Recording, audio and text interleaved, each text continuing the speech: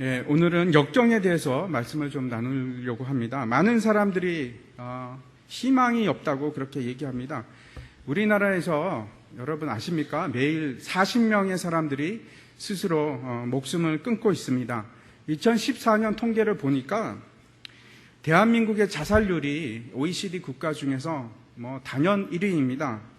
이거 10년째 우리가 지금 독보적으로 1위를 지금 고수하고 있습니다. 왜 사람들이 목숨을 버리는가 한번 생각해 보시기 바랍니다. 아마 대부분 미래에 대한 두려움과 그 다음에 절망, 희망이 없기 때문에 목숨을 끊는 걸로 생각을 합니다.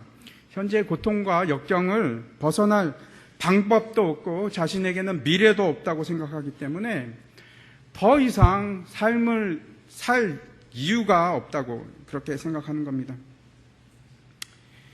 우리나라가 이렇게 경제적으로 발전은 했지만은 이전보다 더 훨씬 절망적인 상황으로 가는 것 같습니다.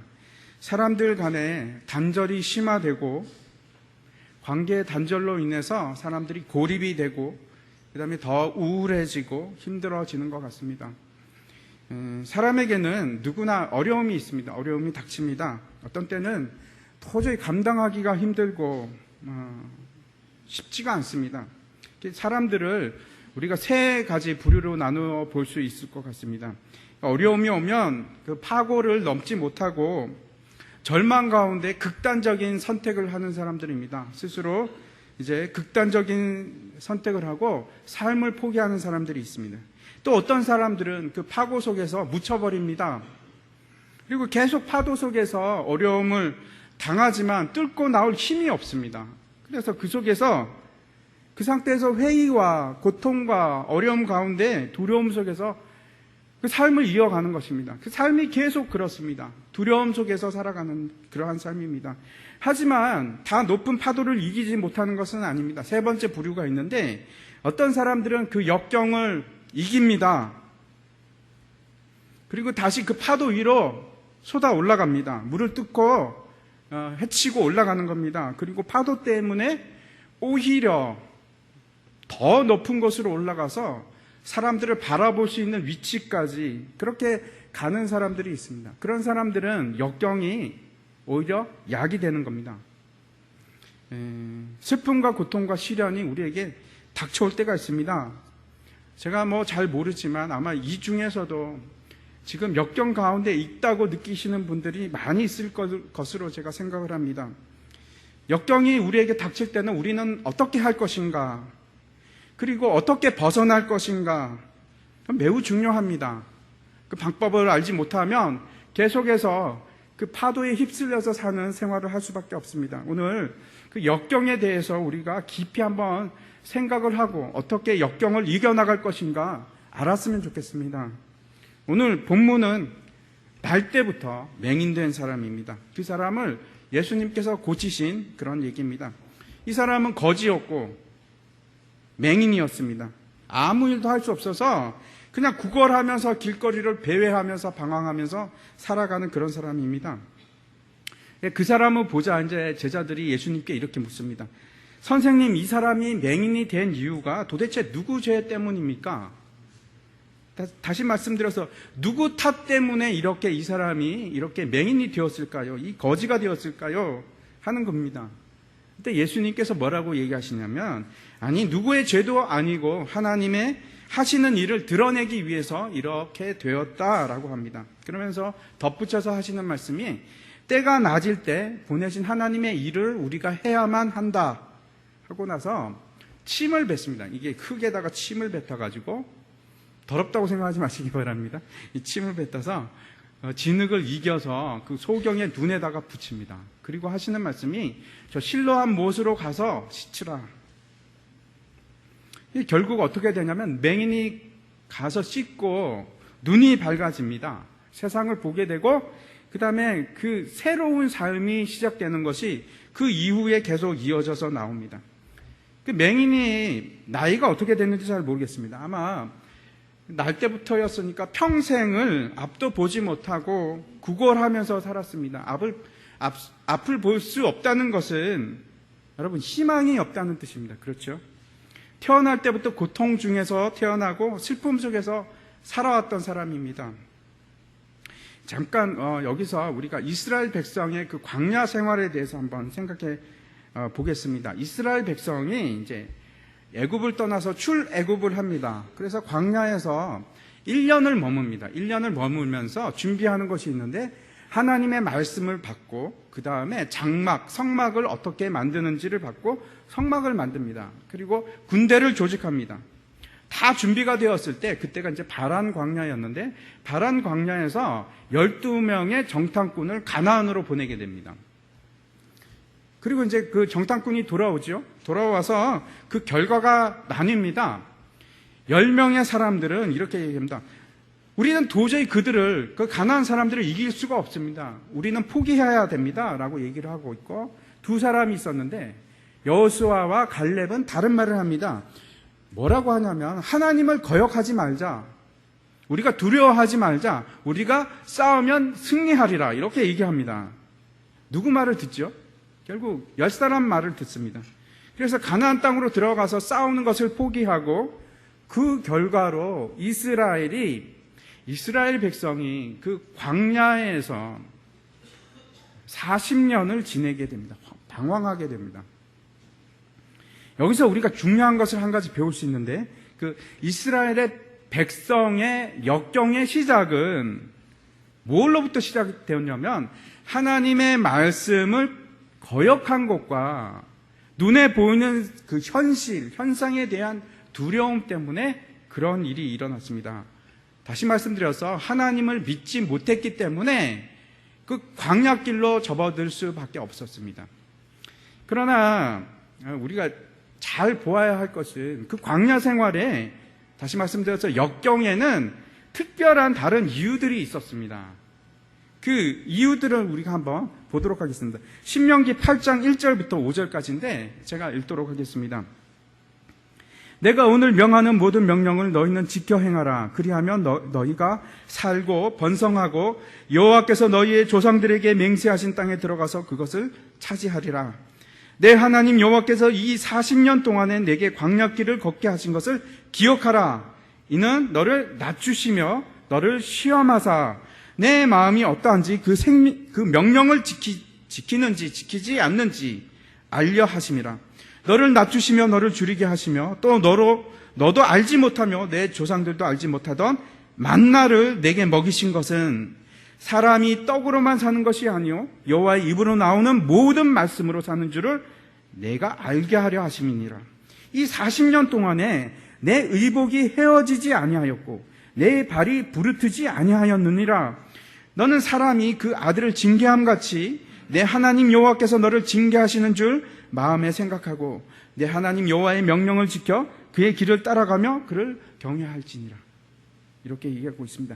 하나님께서 우리에게 광야의 길, 즉 역경의 길을 주시는 이유를 아주 분명하게 여기서 얘기하고 있습니다. 첫 번째가 뭡니까? 겸손하게 하기 위해서라고 얘기합니다. 그 광야의 길을 걸어본 사람은 겸손할 수밖에 없습니다. 그러나 실패해 본 적이 없는 사람은 항상 자신이 남들보다 뛰어난 이유가 그 근거가 자신에게 있다고 생각을 합니다. 그래서 겸손하기가 굉장히 힘듭니다. 실패를 해보지 않은 사람은. 우리가 잘 알고 있듯이 이 고생을 해봐야지 철이 듭니다. 남자는 군대를 갔다 와야지 철이 듭니다. 두 번째는 시험하기 위함이라고 얘기하고 있습니다. 만약에 사람에게 어려움이 없다면은 그 사람의 본질을 알아내기가 굉장히 힘듭니다. 사람이 극한 상황에 가봐야지 이 사람이 어떤 사람인지 그 본색이 드러납니다. 그렇죠? 화가 나 봐야지 이 사람이 저 사람이 원래 저런 사람이구나 알게 됩니다. 경기가 좋고 잘 나갈 때 하나님을 믿는 것은 그렇게 어렵지 않습니다. 그런데 어려워질 때, 정말 힘들 때 이 사람의 신앙이 드러납니다. 정말 하나님께 순종하는 사람인지 아닌지 우리가 알 수가 있습니다. 환난이 닥쳐야지 이 사람의 신앙이 나타납니다.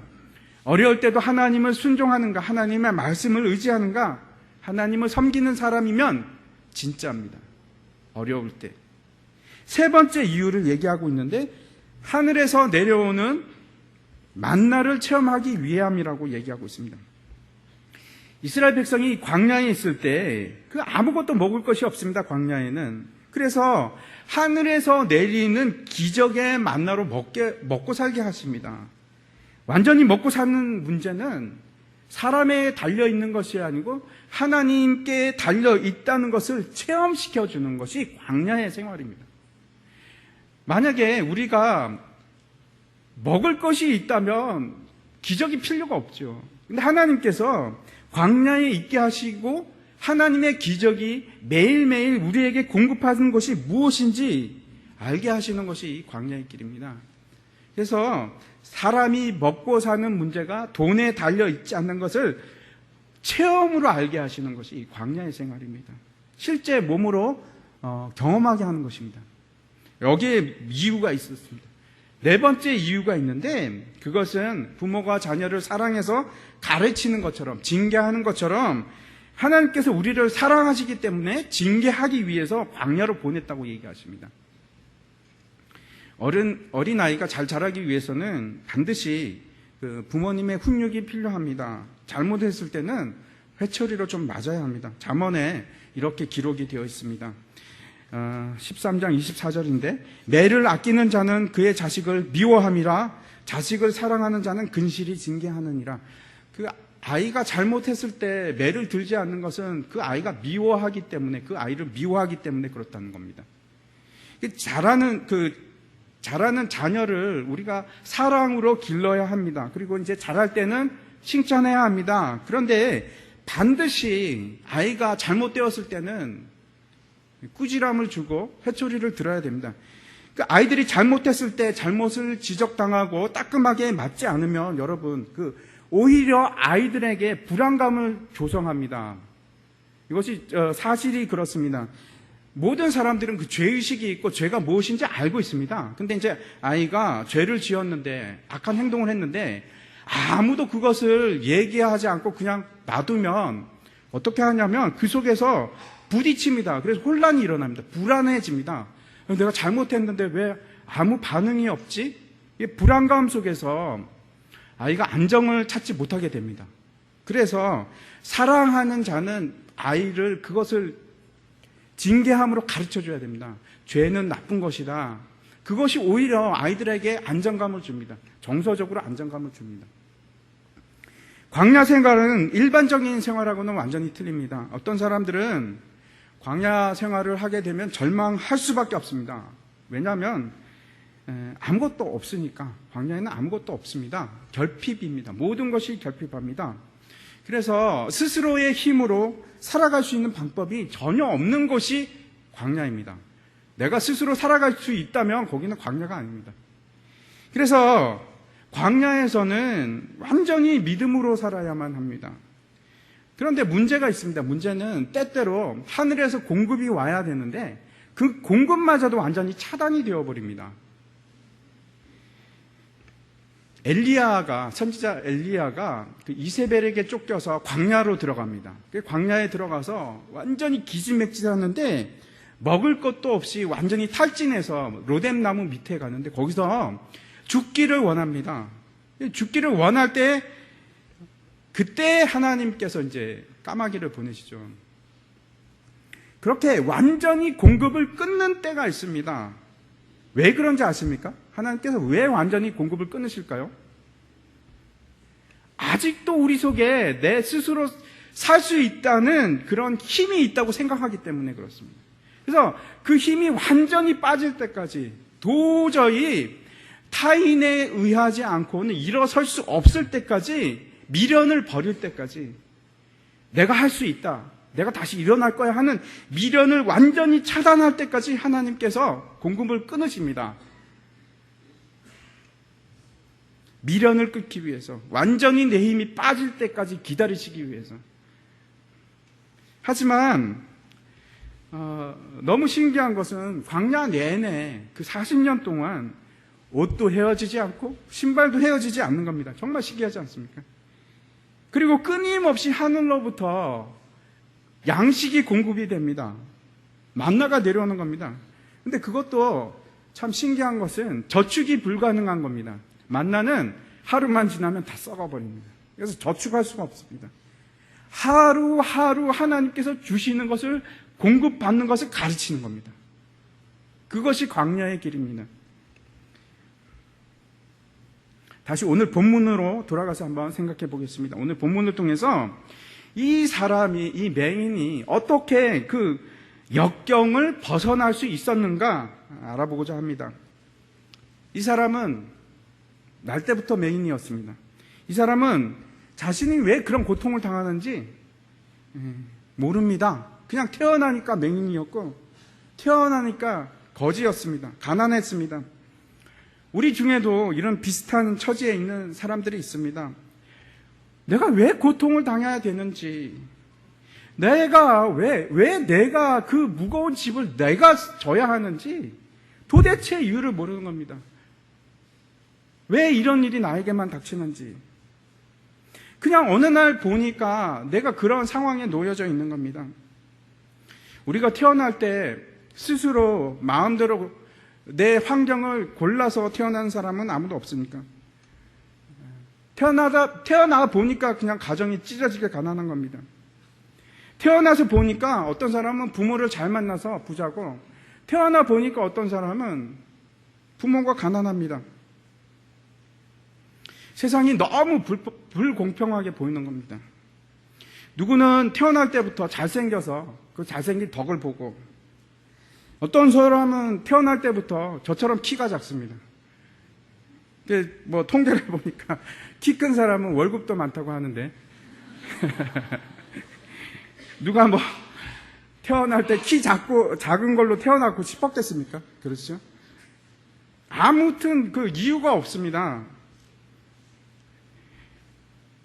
대부분의 사람들이 그런 불만 가운데서 태어납니다. 뭔가 부족합니다. 세상이 그렇습니다. 이것이 다 만족해서 모든 것을 갖추고 태어난 사람은 극히 드뭅니다. 돈이 많아도 지혜가 없을 수도 있고, 지혜가 많아도 건강이 나쁠 수가 있고, 건강이 좋아도 뭔가 결핍합니다. 뭔가 부족함이 있습니다. 세상이 그렇습니다. 부족함이 없는 곳이 어디 있겠습니까? 모든 사람이 다 조금씩 다 부족합니다. 그런데 사람이 어려움을 당하고 역경을 당해도 충분히 이길 때가 있습니다. 어떤 때 이기냐면 그 어려움에 대한 의미를 알고 있을 때, 보상이 주어질 때 그 역경을 이길 수가 있습니다. 이런 겁니다. 내가 만약에 이렇게 고생을 해도 내가 고생해서 내 가족이 편안할 수 있으면 괜찮아. 나는 이 역경을 내가 감당해내겠어. 의미가 있는 겁니다. 보상이 있기 때문에 괜찮습니다. 때로는 내가 희생을 해서 어떤 사람에게 보상이 주어진다면 심지어는 어떤 사람은 죽을 수도 있습니다.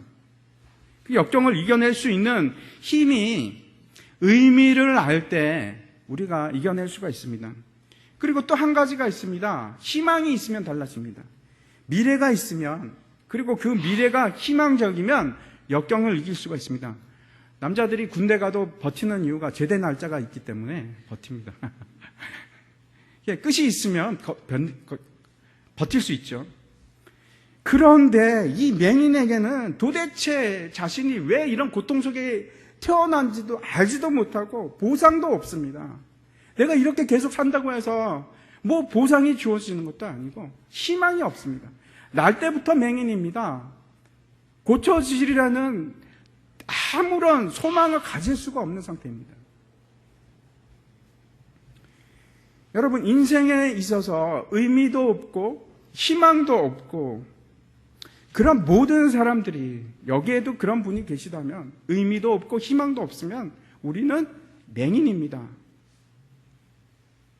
희망이 없기 때문에 절망 속에서 살아가는 겁니다. 그 역경을 여러분 이길 수 있는 길이 있습니다. 오늘 본문에서 분명히 첫 번째로 우리에게 주시는 그 해답이 있는데, 예수님을 만나는 겁니다. 주님을 만나지 않으면 그 캄캄한 속에서 빛을 만나지 않으면 그냥 지낼 수밖에 없습니다. 오늘 5절에 보면 예수님께서 뭐라고 하냐면 내가 세상의 빛이로라 하고 말씀하고 계십니다. 여러분, 빛을 만나지 않으면, 빛 쪽으로 가지 않으면 어두움은 물러나지 않습니다. 명확한 진리입니다. 어두움 속에서 계속 머물러 있으면 어두움 속에 있는 거죠. 유일한 방법은 빛을 만나는 겁니다. 첫 번째 해답은 예수님께 있습니다. 이것이 본문을 통해서 우리가 발견해야 할 첫 번째 해답입니다. 두 번째, 고통을 이기는 방법이 있습니다. 그 원인을 알 때 우리가 이겨낼 수가 있습니다. 이래서 고통이 왔구나, 역경이 오는 거구나. 우리가 이 의미를 발견할 수 있으면 아주 쉽게 그걸 버텨나갈 수가 있습니다. 사람들이 마찬가지입니다. 내게 어떤 고통이나 역경이나 어려움이 당하면 먼저 원인을 찾습니다. 왜 그렇지? 뭐야 이게? 도대체 왜 이런 일이 나한테 일어나는 것이야? 하고 생각을 하게 됩니다. 이해할 수가 없습니다. 앞에서 말씀드린 것과 같이 왜 나는 맹인이, 왜 나는 이런 처지가 되었을까? 내가 도대체 무엇을 잘못했기에 내가 이런 무거운 짐을 내가 져야 하지? 하는 겁니다. 오늘 본문 2절에 그 답이 있습니다. 같이 한번 보겠습니다. 제자들이 물어 이르되 라피어, 이 사람이 맹인으로 난 것이 누구의 죄로 인함이니까? 자기니까? 그의 부모니까? 동일한 질문을 이 제자들이 지금 묻고 있습니다. 왜죠? 예수님 왜죠? 왜 고통이 왔죠? 누구의 잘못이죠? 사람이 어려움을 당하게 되면 먼저 하는 일이 그 이유를 찾는 것이고, 그리고 주위에서 그 원인을 발견하려고 합니다. 자기 주위에서. 그래서 주위 사람들에게 화살을 돌립니다. 당신 때문에 이렇게 되었어. 내가 당신하고 결혼만 안 했어도 이 지경이 안 됐을 텐데, 당신 때문이야. 비난의 화살을 돌립니다. 엄마 때문이야. 아버지 때문이야. 왜 나를 이렇게 가난한 곳에서 태어나게 했어? 나한테 해준 게 뭐야?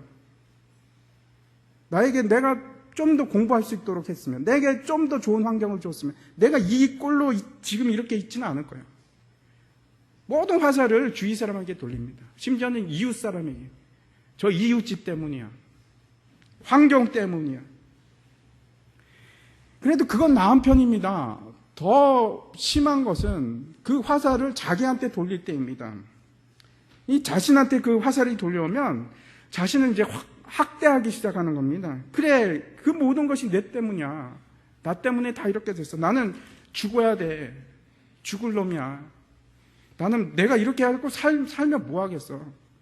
모든 비난과 원망을, 이유를 찾는데 그 이유를 주위와 자기 자신한테서 찾습니다. 그리고 이제 그 비난하고 원망하는 것으로 인해서 더 악화됩니다. 관계가 다 끊어지죠. 고립이 됩니다. 고립이 되고 홀로 남게 되고 외로워지고 우울하게 되고 스스로 인생을 막 망쳐가는 겁니다. 파고가 오는데 파고 속을 올라가야 되는데 올라가는 것이 아니고 더 밑으로 잠수를 하는 겁니다. 자기 자신을 그냥 죽이는 겁니다. 왜 그렇습니까? 이유를 몰라서. 이유를 찾기 위해서. 모든 사람들이 그 고통의 이유를 어디서 찾냐면 과거에서 찾습니다. 과거에서. 하지만 3절 한번 보시기 바랍니다. 예수님께서 뭐라고 말씀하시는지. 예수께서 대답하시되 이 사람이나 그 부모의 죄로 인한 것이 아니라 그에게서 하나님이 하시는 일을 나타내고자 하심이라. 놀라운 말씀입니다. 그 이유가 미래에 있습니다. 미래에. 역경에, 우리에게 주어지는 역경의 이유는 대부분 미래에 있습니다. 미래에. 우리의 미래에 있습니다. 미래의 목적을 위한 역경입니다. 우리가 요셉의 얘기를 우리가 잘 알고 있습니다. 대표적으로 그 놀라운 역경을 이기고 해치고 그 이집트의 국무총리가 된 사람이 아닙니까? 그런데 우리가 한번 생각해 보십시오. 그가 얼마나 그 고난 속에서 거했는지. 그가 태어나서부터 시작됩니다.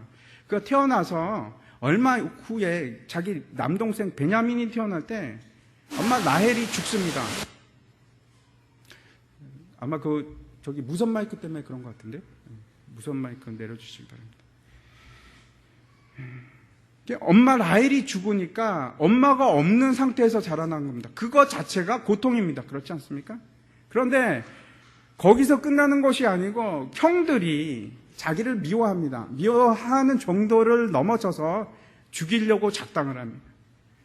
끔찍하지 않습니까? 그 형제가 동생을 죽이려고, 얼마나 미웠으면 동생을 죽이려고 했겠습니까? 동생을 죽이려고 하다가 노예로 팔아버립니다. 노예 생활을 합니다. 노예 생활을 하다가 보디발을 만나게 되어서 좀 괜찮아지려고 하는데 보디발의 아내를 만납니다. 유혹을 하죠. 그런데 보디발의 아내와 타협을 했으면 괜찮았을 겁니다. 그런데 옳은 길을 택합니다. 너무하지 않습니까? 옳은 길을 택했는데 역경이 더 심해집니다. 엎친 데 겹친 격이 되어서 지하 감옥에 들어갑니다. 그 기간이 여러분 무려 13년입니다. 그 큰 고통을, 슬픔을, 그 다음에 역경을 요셉이 이해했을까요? 아마 도저히 이해 못했을 겁니다. 성경에는 아마 기록되어 있지 않지만 수도 없이 하나님께 하소연했을 겁니다. 하나님, 왜 내가 이런 고통을 당해야 됩니까? 뭡니까? 이게 도대체 뭡니까? 내가 뭘 잘못했기에 이렇게 고난을 주십니까? 그런데 자신의 역경에 대해서 요셉이 나중에 이렇게 고백을 합니다. 창세기 45장인데 같이 한번 보도록 하겠습니다. 하나님이 큰 구원으로 당신들의 생명을 보존하고 당신들의 후손을 세상에 두시려고 나를 당신들보다 먼저 보내셨나니 그런즉 나를 이리로 보낸 이는 당신들이 아니요 하나님이시라. 하나님이 나를 바로에게 아버지로 삼으시고 그 온 집의 주로 삼으시며 애굽 땅의 온 땅의 통치자로 삼으셨나이다. 요셉이 역경을 겪은 이유는 미래 때문입니다. 하나님께서 미래에 그를 애굽의 통치자로 삼기 위해서 그런 역경을 주신 겁니다. 그것을 요셉이 발견합니다.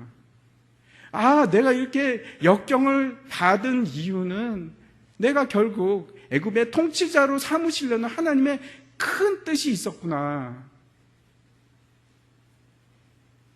앞에서 말씀드린 대로 그 이스라엘 백성들은 광야에서 40년간 걷게 하신 이유와 동일합니다. 사랑하기 때문에 낮추시기 위해서, 시험하시기 위해서, 완전히 하나님만을 의지하는 삶을 만들어가기 위해서 역경을 주신 겁니다. 여러분, 대부분의 우리도 마찬가지입니다. 우리가 지금 역경 속에 있습니까? 여러분, 앞이 안 보이십니까? 사방이 애워싼 것 같고 소망이 없으십니까? 그러면 하나님께서 미래에 어떤 여러분에게 주시고자 하는 영광의 자리가 있기 때문에 역경을 주시는 겁니다. 지금이 중요합니다. 역경 가운데 있다면 지금이 중요합니다. 여러분, 그 이유를 과거에서 찾지 마시고 미래에서 찾으시기 바랍니다. 예수님께서 분명히 이렇게 얘기하십니다. 하나님이 하시는 일을 나타내고자, 미래에 나타내고자 역경을 주었다고 얘기합니다. 참 놀랍지 않습니까? 우리는 과거에서 찾는데 해답은 미래에 있습니다. 세 번째, 우리가 역경에서 반드시 배워야 할 것이 있습니다. 때입니다. 때. 이 모든 역경을 반전시키는 때가 있습니다. 그 때가 뭐냐면 예수님을 만나게 되는 때입니다. 그리고 그 때를 분명하게 인식하는 겁니다. 오늘 그 본문 4절과 5절을 제가 한번 읽도록 하겠습니다. 때가 아직 낮임에 나를 보내신 이의 일을 우리가 하여야 하리라. 밤이 오리니 그때는 아무도 일할 수 없느니라. 내가 세상에 있는 동안에는 세상의 빛이로라. 고통을 벗어날 수 있는 때가 있습니다. 언제나 우리가 역경을 벗어날 수 있는 것은 아닙니다. 다시 말씀드려서 앞에서 말했듯이 말씀이 응할 때가 있습니다. 예수님을 만날 때가 있고 그 때를 놓치면은 밤입니다. 만날 수가 없습니다. 요셉에 대한 시편 말씀이 있는데 함께 한번 보도록 하겠습니다. 105편입니다. 제가 읽도록 하겠습니다. 그가 한 사람을 앞서 보내셨으며 요셉이 종으로 팔렸도다. 그의 발은 착고를 차고 그의 몸은 쇠사슬에 매였으니 곧 여호와의 말씀이 응할 때까지라. 그의 말씀이 그를 단련하였도다. 하나님의 말씀이 그에게 응할 때까지. 즉 그가 말씀에 굴복해서 그 말씀이 자신의 살아서 움직일 때까지 말씀이 그를 단련했다고 지금 얘기하고 있습니다.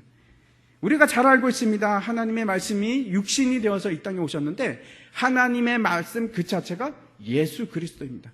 예수 그리스도를 만나고 예수 그리스도가 우리에게 응해서 이제 그 때를 알게 되는 때가 있다는 겁니다. 예수님을 만나야지 그 모든 때가 이해가 되는 겁니다. 그 요셉이 그 착고를 차고 있으면서 여러분 생각해 보십시오. 지하 감방에서 앞이 없습니다. 풀려날 수 있는 방법이 없습니다. 그 착고를 차고 쇠사슬에 매어 있으면서 죄도 없이, 죄가 있으면 뭐 이해라도 하죠. 이해도 없는 상황에서 그 고통을 겪는데 바로 그때 때가 임합니다. 예수님을 만나는 때가 임하고 모든 하나님의 계획이 그냥 드러나는 겁니다. 이해가 되는 겁니다. 그래서 요셉이 그 어려운 지하 감방 생활을 겪어낼 수 있었던 겁니다. 거기서 승리할 수 있었던 겁니다.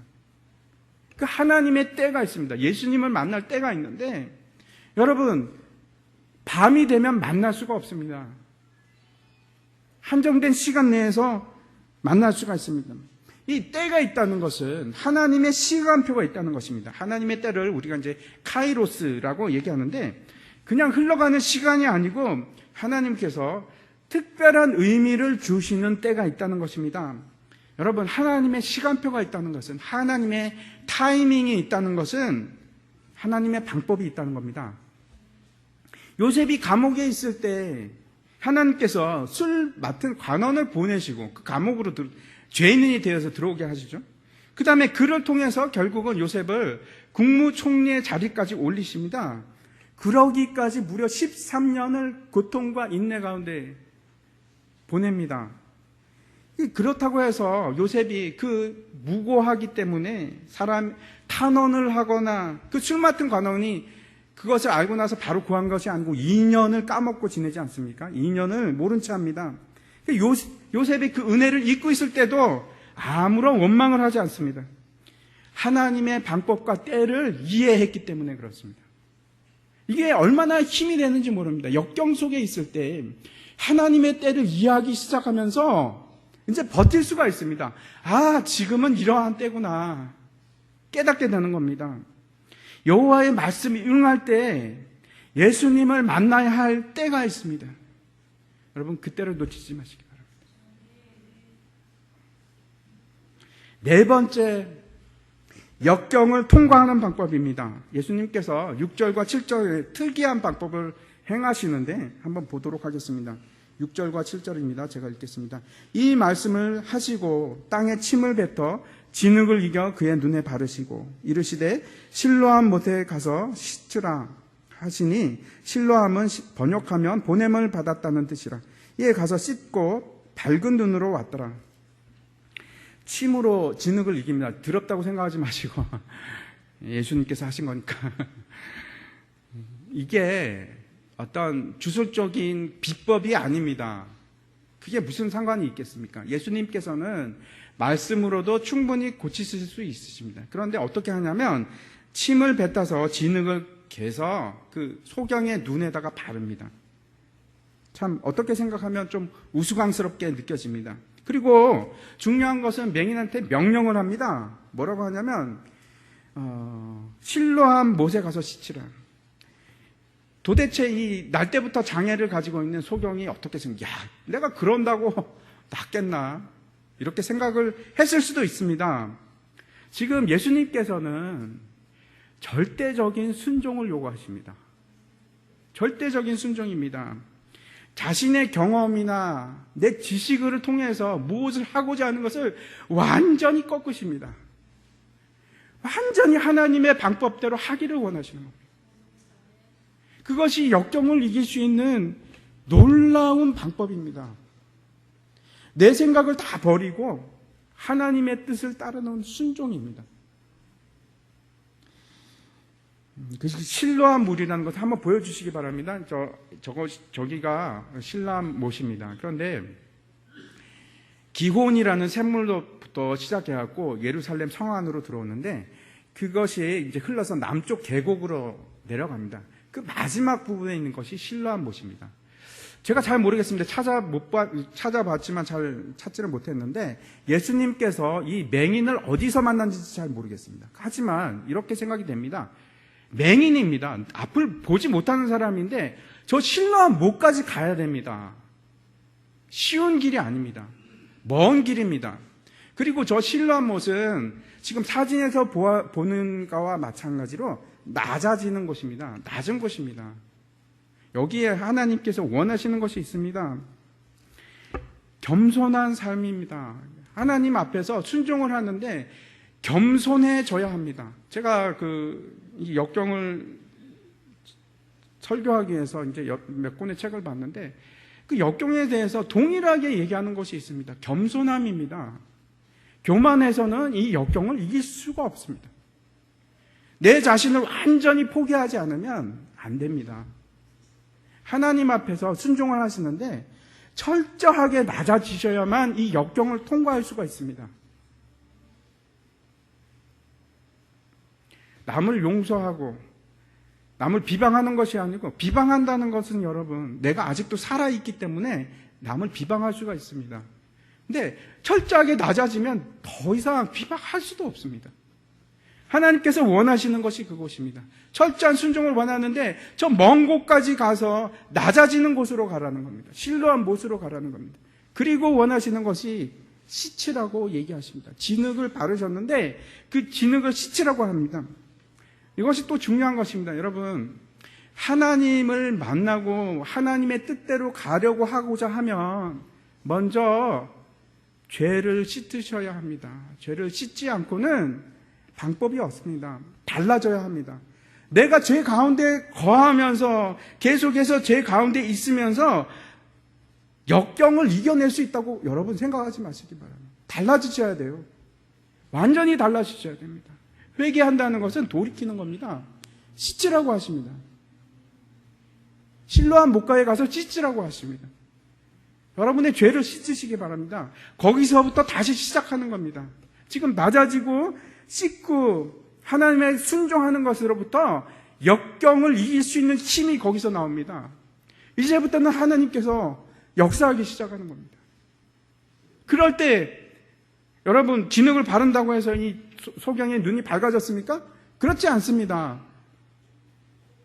실로암 가서 그물까지 가서 거기서 씻고 드디어 눈이 밝아지게 되었습니다. 그때부터 기적이 일어나는 겁니다.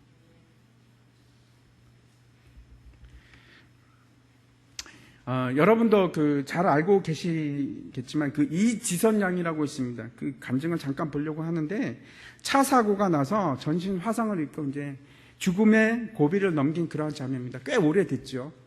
꽤 오래됐는데 이제 오랜 시간 지나서 다시 이제 간증하는 것을 제가 잠깐 보게 되어서 어떻게 이 지선 양이 역경을 이기게 되었는지 한번 보려고 합니다. 제가 이제 4분으로 편집을 했습니다. 한번 같이 보시겠습니다.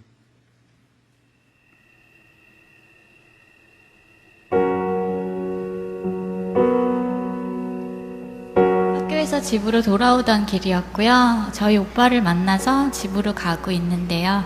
신호가 바뀌어서 파란불이 들어올 때까지 잠깐 기다리고 차를 세우고 기다리고 있었어요. 근데 뒤에서 음주운전을 하신 분이 작은 사고를 내고 도망을 가시면서 좀 빨리 달리셨던 모양이에요. 그래서 신호 대기선 맨 뒤에 서 있던 저희 차의 뒤를 와서 아주 세게 들이받게 됐고요. 그러면서 칠중추돌 사고가 나게 되고 차에서 불이 나기 시작했어요. 이제 내 삶이 너무나 많이 달라져 버렸다는 현실을 제가 보게 되었어요.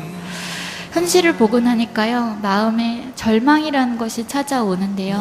절망이 여기를 가득 채웠을 때 제가 할 수 있는 일은 딱 2가지였던 것 같아요. 하나는 옥상을 찾아서 올라가는 거였고요. 하나는 하나님을 찾아보는 거였어요. 고민이 되더라고요. 몇 시간을 고민을 하다가요, 엄마한테 교회에 가자 그랬어요. 한 번쯤은 기도해 봐야 될 것 같더라고요. 그래서 교회에 와서 토요일 밤이었는데요.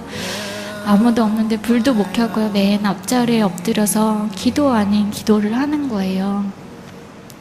하나님, 나 어떻게 하실 거냐고 살려놨으면 대책이 있으실 거 아니냐고 막 따지고 물었어요. 그때는 하나님 전지전능하시다는 말이 너무너무 속상하고 야속하더라고요. 그렇게 전지전능하시다면서 왜 아무 일도 하시지 않는 거냐고 막 따지고 뭐 몇 시간을 울었는데 대답이 없으시더라고요. 찬양도 부르고 싶지 않고요. 목사님 설교 귀에 안 들어오더라고요. 앉아서 계속 하나님 설마 계획이 있으시겠죠. 내 삶에 이렇게 엄청난 일이 일어났는데 하나님 그 계획을 나도 좀 알면 여기서 포기하지 않고 한 번 더 살아볼 수 있을 것 같다고 나 좀 알려달라고 기도하고 있었어요. 예배가 끝나고요. 저희 목사님이 부르지도 않았는데 제 옆에 오셨어요. 저를 이렇게 안고 기도해 주시면서요. 사랑하는 딸아 하고 부르셨어요. 저를 사랑하신다는 거예요. 저조차도 저를 사랑할 수 없을 것 같은 모습을 하고 있는 저에게 하나님 여전히 사랑한다고 고백해 주셨어요. 더 이상 목사님의 기도가 아니었어요. 저를 사랑하신다는 그분의 음성이 제 귀로, 제 마음으로 들어오기 시작했어요. 저를 위로하시면서요, 2가지 약속을 주시는데요. 너를 병들고 힘들고 약한 자들에게 희망의 메시지가 되게 할 거라고, 그리고 너를 반드시 세상 가운데 다시 세울 거라고, 그런 말씀을 주시는 거예요. 근데 내가 가장 약한 모습인데 너무 말이 안 되는 얘기인데요, 믿어지는 거예요. 인터뷰 중에 어떤 분이 저 사진을 보면서 이런 질문을 하셨어요. 옛날 저 모습으로 돌아갈 수 있다면 어떻게 하겠냐고. 제 대답은 바보같이 들리실지 모르겠지만 돌아가고 싶지 않습니다 였어요. 저는 이제 7년이 더 지났어요. 이제 더 큰 목소리로 더 확신해져서 그 대답을 할 수 있을 것 같아요. 왜냐하면 정말로 중요하고 정말로 영원한 것은 눈에 보이지 않는 것 안에 있다는 사실을, 그 진리를 제가 깨달았기 때문이에요. While on others thou art calling, do not pass me by. 오늘 말씀을 다시 한번 기억하시기 바랍니다. 예수님을 만나는 것이 여러분 역경을 이길 수 있는 유일한 길입니다. 다른 거 의지하지 마십시오. 내 방법을 의지하지 마시고 예수님 만나셔야 됩니다. 예수님을 만나고 그 역경의 의미를 알기 시작할 때, 그 역경을 이해할 때 내가 이길 수가 있습니다. 하나님께서 우리에게 주시는 분명한 목적이 있습니다.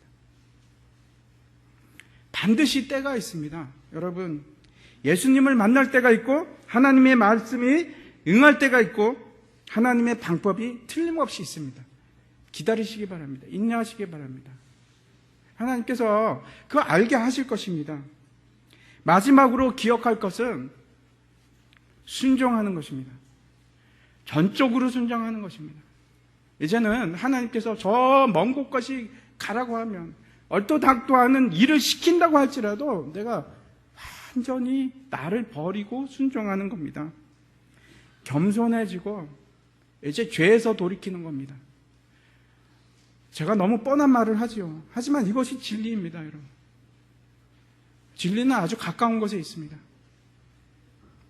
그때부터 기적이 일어납니다. 반드시 기적이 일어납니다. 우리가 달라지기 시작하고 우리가 드디어 파고를 넘어서 위로 올라가기 시작하는 겁니다. 하나님께서는 우리에게 약속을 주셨습니다. 우리에게 감당할 시험에는 주시지 않겠다고 약속을 하셨습니다. 그래서 우리가 이길 수 있는 겁니다. 그리고 그 역경은 반드시 우리 미래의 영광을 위해서 예비된 자리입니다. 같이 기도하겠습니다.